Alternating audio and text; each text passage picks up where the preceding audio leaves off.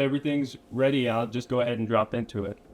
Well, I mean, as you guys know, my name is Miles Folsom. I'm going to talk for probably about 20 minutes, and then we're going to do question and answer after that.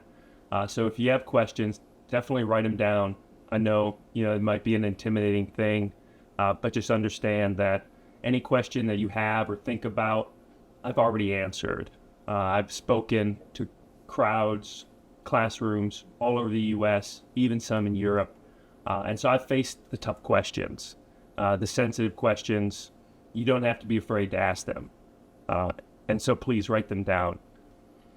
I'm 31 years old today. I tell you, I was sitting here on my couch last night thinking about talking to you guys today, and it struck me. Wow, it was 16 years ago that I robbed and assaulted somebody with a handgun during a drug deal. That just hit me really hard, I think. 16 years. It's hard for me to think that it's been that long. It was almost like yesterday that I was 15 years old, and that's when I was arrested for that crime. It seems like just yesterday my son was turning 1 or 2 or 3, and now he's 15. My son turned 16 this year. I am like a father and a friend to my son, fortunately. And so it really struck me. I went to prison because I stole something from somebody. But it wasn't just that I had an urge to steal. This person had stole something from me. And now that really wasn't what pushed me over the edge. It was the fact that this friend of mine, he had stole something from me, and then he went around telling other people that I was weak and that he had stolen my stuff and that I wasn't going to do anything. So it wasn't anger that pushed me to go rob this acquaintance of mine, this friend of mine, for drugs. And it wasn't the drugs really at all. Although at 15, I was definitely addicted to a number of very hard drugs, trying to cope with my life. But it was the fear. It was the fear that he would go ruin my reputation, that he would tell other people, that I was weak, or, that they could steal from me, or whatever that may be. At 15, I almost lived in a made-up world. I lived in my own fairy tale. Now, of course, I didn't realize that, but that definitely was the case. And I guess, in some way, we all live in our own made-up worlds. And maybe that's really hard to understand, when you're still young, just because you need a little more life experience. From probably 10 to 15 years old was really the age that I even started to get a handle on what life was, on how big the world was, on how many people was 7 billion people. At that young age, I really couldn't get a grasp on that. And I don't think many kids do. We oftentimes will view our world depending on our experiences. The things that we go through, the people we meet, our behaviors, all these things sort of put filters over our world. And every person is going to have their own filters. And they could be as silly as the fact that maybe you are allergic to peanut butter. In your life, that is one of the filters that you are going to see reality with. If you live in a country that produces tons of peanuts, you might not feel as good about yourself simply because you have an allergy. And so, I just tried to give you that one example to show just how many filters will impact the way that you, in particular, view your world. And now that's not necessarily to say that if you have a peanut allergy and you live in a country that produces a lot of peanuts, that you should feel bad or that there's anything wrong with you at all. That same person with a peanut allergy could be, born in Alaska, this state, very far to the north of the U.S., where it's basically always winter, no peanuts around. If that same person was born in Alaska or in a cold weather place, they could feel completely different about their life, about themselves. And so we all kind of live in a made-up world. And as a kid, I think it's even more made up just because we have yet to learn about so much more. We develop at this tender young age, being a teenager, we develop a view of the world based on the life we live. And as a kid, you are dependent upon your parents, for instance, to pay bills, to work, to protect you even in this large, dangerous world. And even just those guardrails will, again, filter the way you see the world. As a teen, we are not handed these same consequences as adults. Even that alone can start to misform your risk versus reward calculations. As a kid, I was pretty stupid. I was okay in school, but some stuff, I say I was stupid, some stuff just, it wouldn't click for me. No matter what. I was getting high every day. I was breaking the law, breaking into homes, carrying a gun. I never thought I was going to prison. Never. And I'm going in and out of programs, counseling. The court system is trying to help me. All the while, I never thought I was going to prison. I mean, it was literally insane of me. But for whatever reason, my mind just could not break it. It was like I was sick, mentally sick. I was stuck in a mental habit, a way of thinking that I couldn't get out of. But as bad as that sounds, and as sort of bad as it sounds to live in a made-up world, there's a cure. Right? There's one thing that you got to remember for life, and that is perspective. The power of perspective. And now just a quick example, one that really struck with me as I read a marketing book in prison, because I was a reader. I read every day, book after book after book, trying to heal myself, that rotten heart that I had growing. And the example was of two men, and it says, there are two men in front of me, and I give one $100. He is very, very happy, right? $100 up, more money than he had the moment before, just elated, thrilled. Right. Then I turn to the next man, and I give him $1 million. What do you think happened to the first guy who I gave 100 to? In one moment, he was extremely grateful. He was very happy for $100. Before that, his pockets were empty. But then suddenly, his perspective changed. Because now, I hadn't given him 100. Now, all he sees is that I have given the other person far more. Given the other person $1 million. So in that one moment, this man, he went from being grateful, for being happy, for thinking about how much more he had, to then becoming sick, taking the wrong perspective, thinking about how much he had missed out on, what he didn't have, what he could do with all this money that was never his. And so that is the importance of a perspective shift.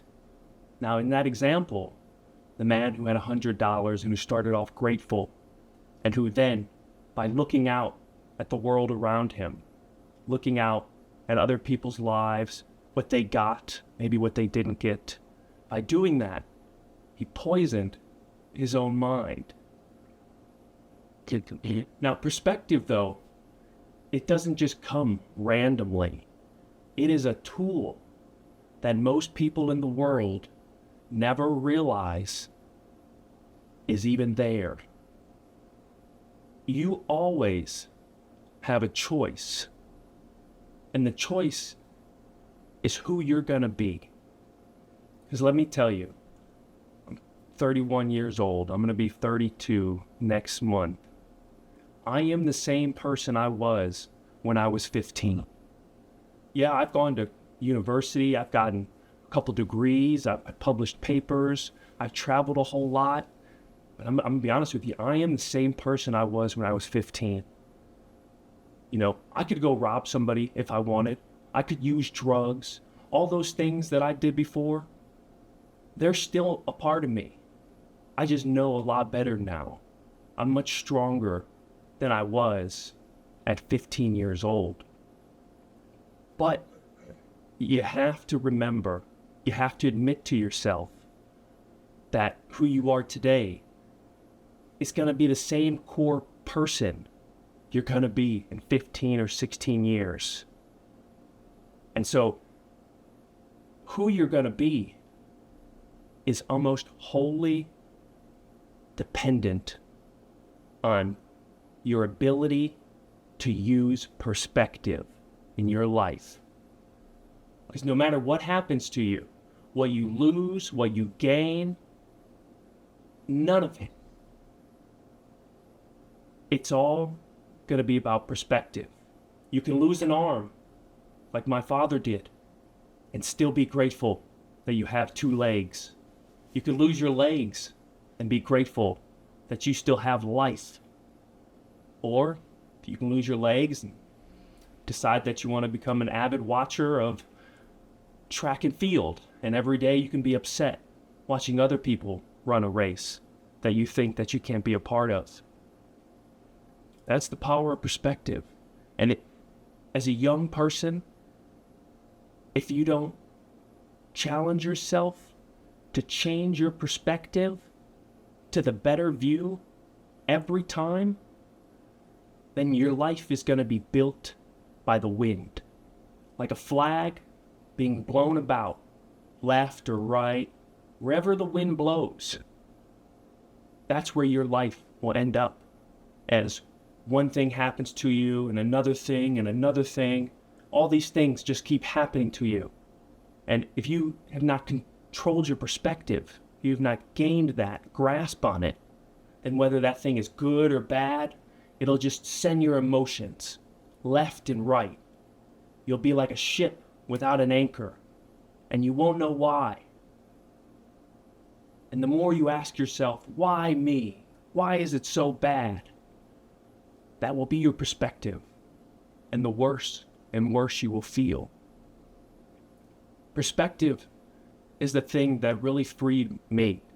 It freed me from 36 years in prison, from the hell that I was living in. You know, at 15 years old, I was sent to an adult maximum security prison. These are the worst places that we house people in our justice system. So every morning I woke up and I had to go eat breakfast, and I'd look around me and I'd see serial killers, violent sexual predators, just angry, mentally ill people, people who would be hallucinating at breakfast, people who were suffering from schizophrenia and would just go into mental breaks out of nowhere and start screaming. I had to learn how to change my perspective, how to be grateful, even though I had so little. And how I did that was whenever I was feeling bad, or feeling as if, I'd been victimized or hurt, it's very easy. I always just looked to the people who had less than me. And in a world of 7 billion, oh my gosh, there are plenty of people with far less than any of us. And so when I was feeling bad, I looked down to those struggling much harder than me. And that reminded me to be grateful to be grateful, to be alive, to have a voice, to have two hands, a body, legs that could push me through the world. And then at the same time, I would change my perspective. And when I needed motivation or inspiration, well, then I would look to those above me, those who had gotten more already, who had been more successful. And I would look at their success just to remind myself of how much harder I needed to work, of how much higher my success and my climb could still go. But all that is a matter of perspective change. And it was a tool that I used and I developed during that length of incarceration, always to take the good out of a bad situation. No matter what happened, just to immediately change my mind about it and say, well, geez, I'm really glad it wasn't worse. Or, hey, well, it could have been worse. Or, hey, other people have it a lot bad, a lot more worse than me. Just those small statements will change your mind and they will change your life.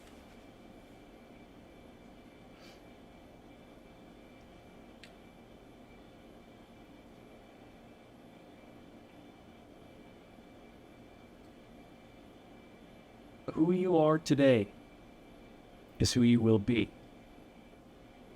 So that means you're not going to magically get to 32 by this random chance.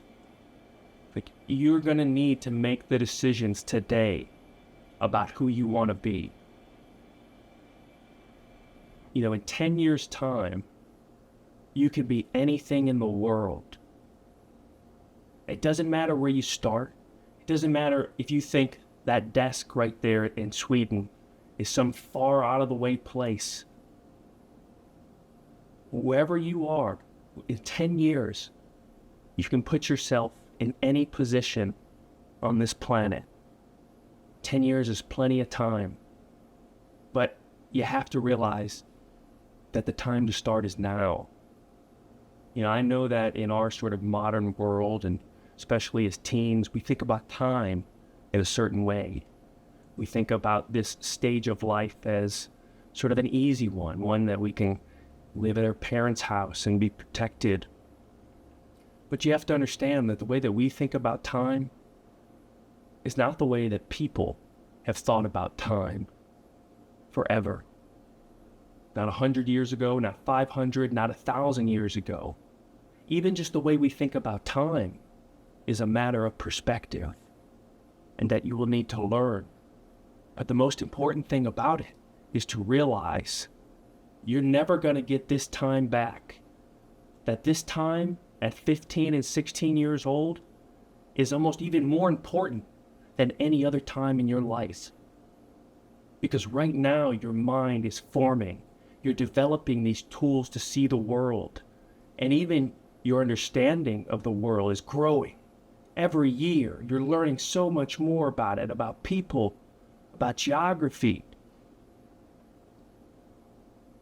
And if you commit yourself now to developing these skills,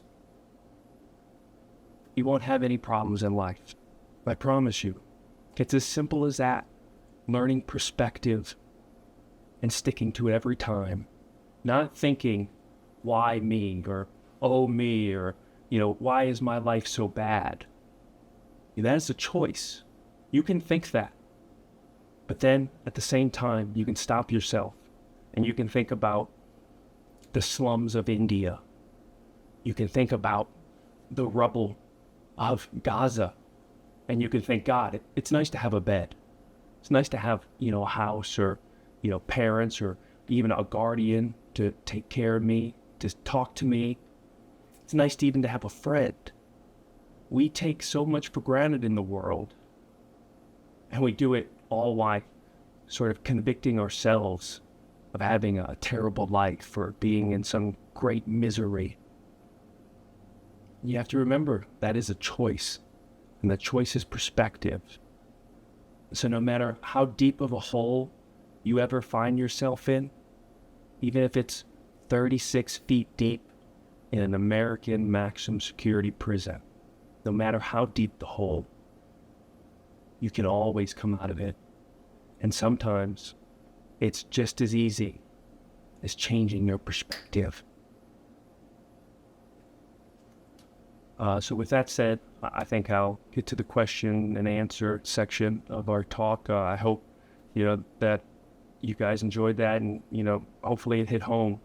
At 15, I was never taught perspective, not by my parents, not by my friends. No one ever talked to or even thought about something like that. I had to get to prison and read philosophy and read about the ancient art of Stoicism and how they thought to 2,500 years ago. So what I'm telling you, it's very, natural. It's not hidden information, but in your everyday life, if you don't go out and seek it, you might not ever find these types of understandings. So thank you again. They're not asking necessarily their own questions. Sure. They're collectively. Okay. I am like a French. Yes, like restore. Why and how did you become criminal? Yeah, that's a great question. Very slowly. You do not just wake up one day and, decide, hey, I'm going to be a criminal. For me, I guess it started when I was very young. My father smoked weed, marijuana. He smoked weed all his life. So I grew up in a household where my father smoked marijuana. Now, he didn't do it sort of like, in a party way. My father is missing an arm. He was hit by a motorcycle. He died on the road. Miraculously, he came back to life. So he has many physical ailments. And rather than using pharmaceutical medications, he chose to smoke marijuana. Now, that was his decision, and I don't, offer an opinion on it, but as a young child, I grew up in that household, and what I saw my father do, I thought was normal. And so smoking marijuana, lying about it, hiding that fact from the world, from other people, only doing it at home, it taught me a filter, a perspective on how to view the world, that it was okay to do these things that were against the law if you weren't caught. Now, he didn't say this with his words. I merely watched him and came to understand this. And so from there then, my father, his only problem was not that he was missing an arm. He also suffered some slight brain damage for lack of oxygen while he was on the road. And so my father is a really bad alcoholic, or he was. He doesn't drink anymore, thank God. But when I was a kid, if my father drank a beer or two or three, he would lose much more of his composure or his character, his good sense. It would go away very fast for him. And I would say, faster for him than maybe a typical person, because he had that slight brain damage. It was easier for him to let go. And so I grew up with a father who was oftentimes verbally violent. He would yell, particularly when he would be drinking. He would yell at my mom, he would argue. And although, he didn't, physically abuse us in those states, it was that chaos, that anger, that he brought into the house as a kid. And as a kid, that scared me, 5, 6, 7. But then eventually I got used to it. That anger, that violence, that way of life, that this is what you do when you drink a beer. I couldn't see anybody else's father or mother. I could only see mine. And what I saw my parents do, I thought was normal. And to be honest, to them, it was normal. I grew up around crime without knowing it, really. and it became normal to me. And so I took that and I went out into the world, into the street. And my parents, my dad, he sat at home, he smoked weed and he watched TV. And my mom, she worked 3 jobs. I come from a very poor family, partly because my father was handicapped. It was hard to be in a family without a man to get out there. And so I had no supervision, and I became lost in the world, in my peers and the people that I looked up to. And from 6 to 7 to 8 until 9 years old, which was when I was first arrested, it just kept getting worse for me by small measures. But it was also bad because I had made a world that I lived in that wasn't real. The consequences for all my actions, they weren't real. They were a slap on the wrist. Because when you're a kid and you do something wrong, we're more lenient with you. Because we know that, hey, at 15, 16, there's still so much to learn about the world. And so you don't learn the real consequences. So as a kid, I would commit crimes and they would make me feel good, or they'd put money in my pocket, and that was the reward. And most oftentimes, I didn't get caught. That's the real thing about committing a crime. The first time, you probably won't get caught. The second time, you might not even. But that is the real danger in it. Because when you do something, bad or good, and all you get is a reward, all you get is the treasure, it reprograms how you think about the world, your perspective. And so growing up in a world of criminality, seeing these things become normalized for me, and then not learning the real consequences of my actions until it was too late, all those things made me a criminal. How did you get? Yeah, how did I get caught? Is that the question? Yes. Yeah, so the drug dealer who I robbed and assaulted, my friend had called him on the phone to come over to sell us drugs. I then went downstairs when he arrived. We got into his car and we began to argue about what I thought he stole from me. And that's when I assaulted him and stole the drugs. And I got out of his car. He drove away and he immediately called the police. And within 30 minutes, the police raided the house that I was in, put me on the floor in handcuffs, and took me to jail. It's very swift. My small mind couldn't even comprehend that he would go call the cops, and then I would immediately be put in jail. Didn't even think of it. You were beautified. I'm sorry, could you say that just a little louder? Big question. What through your mind when you admitted the crime? It was really just fear. I was afraid for my reputation. I thought that my reputation was everything back then. And I didn't even have a good one. I wasn't a lifeguard or a hero or even a good neighbor. I was a lost, drug-addicted, violent kid. But that was my identity. That was who I built for myself. And so just the fear of thinking that this other person was going to tell people that I was weak or that I wouldn't do something back, that fear drove me to commit the crime. And that was all I thought about, what was the fear during it. But, so, that's what? Yes. Yeah, how did you feel when you were that? Just dead. I walked out of the courtroom, and it was very much like this aisle. And people sitting on the left, my family, and people sitting on the right, which was the man who I had robbed and assaulted, his family. And the judge told me 36 years. I thought I was only going to get 10. And let me tell you, thinking about going to prison for 10 years was earth-shaking to me. So when the judge more than tripled it. I couldn't breathe. I couldn't think. I turned around. 2 officers led me down that aisle to the back door.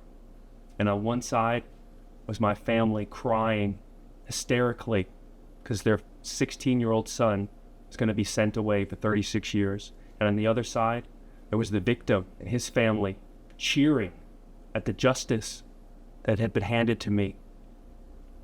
And I was just confused. Oh, I was terribly confused. And I thought my life was over. It was really beyond words. It wasn't thoughts. It was just immense pain and pressure that I didn't know what to do with yet. Did many accidents happen in prison? Accidents, I think you mean like fights, physical altercations. Absolutely. In Indiana, the state where I live, the majority of the prison population is African American. So as a white man going to prison, it's almost like you're living in somebody else's world, as if, you were dropped in a foreign country. There's different cultural norms, you name it. And oftentimes in an Indiana prison, white people, Caucasians, whatever you may call them, they're considered, to be thought to be weaker. And so as a white person going into prison, most oftentimes you join a gang for protection. But all these gangs are racist gangs. You have to be racist against somebody. And so I refused to join a gang. I decided to walk my path through prison on my own 2 feet. I decided never to get a tattoo, not for a gang, not of a skull, not to intimidate anybody. I refused. And I said, nope, I'm going to do it myself. Now, unfortunately, that made me a target, particularly because I had long hair too. I refused to try and change my appearance to meet other people's expectations. And so for the first 9 years, I got into a fight at least once a year. And that was somebody coming to me and trying to take my stuff, trying to talk down to me. And every time I refused, and every time I fought. And I tell you, it is a miracle that I came out. It really is. Not even Americans understand the hell of a prison, of what happens when you take a bunch of sick people and you put them together in a cage. That is something you would never understand unless you were there. And it's a terrible place. And I fought for my life every time. Can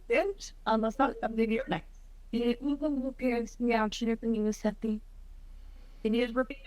No, I heard it. Thank you. No, they were just shocked. They were disappointed. They thought that my life was over. At 15, people don't recover from that deep of a mistake. I am different. I made myself different, though. I knew as soon as I was given that sentence that I was not going to be like everybody else and waste away there. I was going to change my mind and change my reality. My parents, though, they couldn't believe it. They didn't see that in the world. They didn't see other young people going to prison and coming out a public speaker. So more than anything, it was like a funeral. They thought that I was lost. And that if I did come out the other end, I would be just like another one of these crazy gang-affiliated rejects. And that wasn't the case. And my parents, they're still shocked. They're still amazed at what I did with myself. Next question. Questions. What were the guards like? One more time? What was the guards like recently? That's a great question. It was very hard to find a good guard. In America, we don't even require that you graduate high school to become a prison guard. Now, you don't need to graduate high school to be a good person, so don't think I'm trying to say that.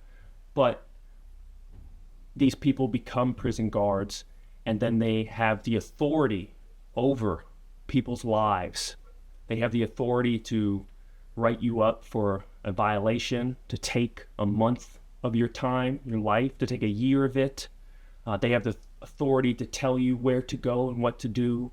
And so you can imagine a person who fails high school and then is given this authority and power over others. It doesn't always go bad, but the situation is a very dangerous one. And oftentimes the guards that I would be in contact with were more emotional than they were mental. They were just sort of normal, everyday people. So some of them could be very cruel. Some guards go to work in a prison because they've had some bad experience with a criminal, where they've been hurt by somebody, and they go there and they sort of exact their revenge. That's how they cope with their emotions. They get it out by hurting other people verbally or trying to control them in unjust ways.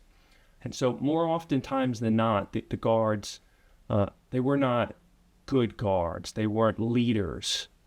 There were a couple gems, here and there, people who you just really loved and who were there for the right reason. But it was hard to find them, to be honest. I'm the service. Well, I like it. Yeah. Yeah, Jeremiah, do you want to take it? Yeah, I want to know what it is up. What was the suit like? Oh, come on. It was bad. It's not bad the first day, right?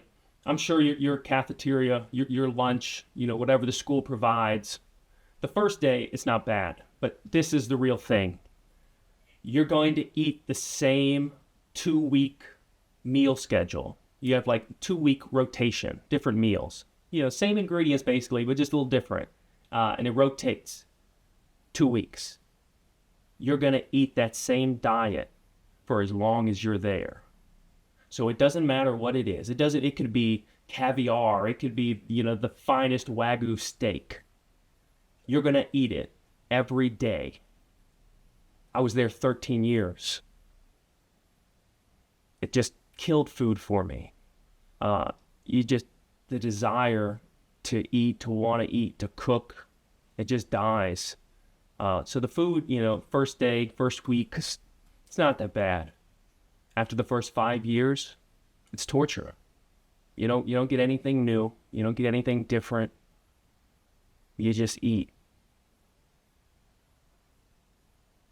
Thanks. Did you make friends when Chris during the first time? I made very few friends in prison, and that was a choice that I made going into it. I decided that I wasn't going to make friends. I wasn't going to tell people about my family or my personal life. I basically started over in prison. Nobody knew me. I was 16 years old. I had no reputation or identity. And so I just decided to create a new life without mentioning any of those sensitive things. And so it was very hard to make friends. I didn't want to make friends because I'm going to be honest. I was in a cage full of sick people, very sick people, mentally sick. And the thing about it is, like, when you try to befriend somebody like that, even if they don't mean to hurt you, they often end up hurting you. And so other than, Colt Lundy, who I consider like, a brother, who you guys may have heard through this process, maybe not. Other than him, I didn't make friends. I made acquaintances. Everywhere I went, people knew who I was, and they speak good of me. No one would ever speak bad on my name. But I walked alone, and everybody knew it. Righty. No. How did you present? But Once more? the challenge. How did you present? I feel some. Yeah. Oh, she was shocking. I didn't get out like the normal person where you count down to the very last day and you walk out the front door. I was lucky enough that a court let me out early. I had fought for my freedom for about 4 years until finally the court system decided, you know what? I think we've done enough. Send him home. And I went home 3 years early. But because of that, it was immediate. I was sitting in my cell working on a college paper for university. And boom, they came to my door and they said, hey, you got to pack up. You're going over to receiving and release. And the court order that my lawyer had been working on had finally been settled, and it came through. And within probably about 3-4 hours, I was taken out of prison, but then transferred to a community center. I'd asked to be put into a community housing center where I could go to work, but then still come back and sleep there to sort of transition me back out into the free world. Because, when I got out at 27, I had nothing, not even a shirt. So I just needed to start over completely. State such here the next. Almost no way. Once more.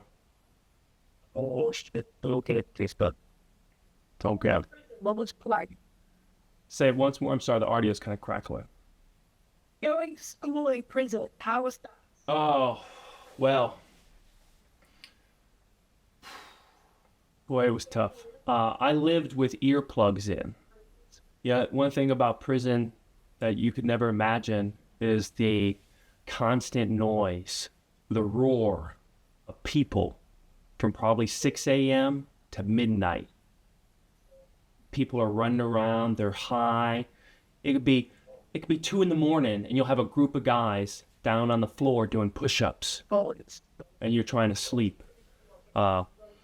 So it was very hard to study. I lived with earplugs in just to try and cut down on the noise. And then when I really needed to focus, I would put headphones on and I'd play classical music because it had no words, just to drown out that noise that was surrounding me. And only by doing that could I get to work. But even then still, I had to work extremely hard. I decided that there was nothing better for me to do at that time. I didn't want to watch TV or play games or, gamble. So I said, well, you know what? I'm going to spend every second. I'm going to just invest it. I don't know how it's going to pay off later, but this is my time. I'm never going to get it back. So let me just invest it. So I spent every day reading and writing and working on my schoolwork. And never did I think that I would be released early and then graduate on the main campus, the valedictorian. Didn't know that was going to be the reward, but I just knew I was going to invest my time every day, no matter what it cost. Good, thank you. I get 2 minutes left before the chat shut this down, but I have, we have one last question here. If anybody else would like it, please, thank you. Okay, you're on the list. Ear, but I just. Oh, yeah. I'm going to tell you, I'm a man of perspective, and I own my perspective. And so I do not regret my life at all, and I wouldn't change it. I would walk the same path. The only thing that I would change, if I could, is the people I hurt. The people who feel that ill will towards me, or that they still feel as if I victimize them. If I could change that, I would. I would take that pain for myself, and I would live with it. And I do live with it. The fact that I'm telling you about it right now, I think about each one of those people. Because when you're sitting in a cell, you have nothing but time. You think about every moment of your life, the good, the bad. You don't forget it. You won't forget it in 10 years. You'll think about it. And so it's only the hurt that I have given other people that I would take back. Everything that happened to me, the path that I walked, how hard it was going to prison, I would do all that the same every time, because that has made me a champion.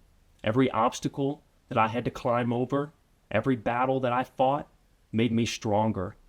And now that I'm on the other side of it, I'm very grateful. When I was going through it, oh, it felt like hell. It was terrible. I always thought I was going to maybe even kill myself or I was going to die. I just kept fighting, kept fighting. And now I stand on the other side of it, grateful for every bit of it. Yep. And we're very grateful that you were here with us today. Thank you guys. Thanks for listening. Hope I said something that hit.